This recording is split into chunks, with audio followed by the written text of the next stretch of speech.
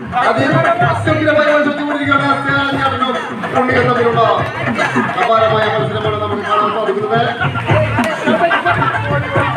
തട്ടിക്കളിയാ എന്നിട്ട്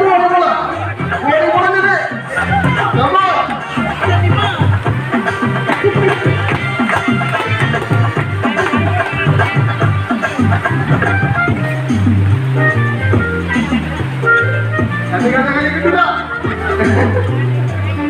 തട്ടിപ്പോ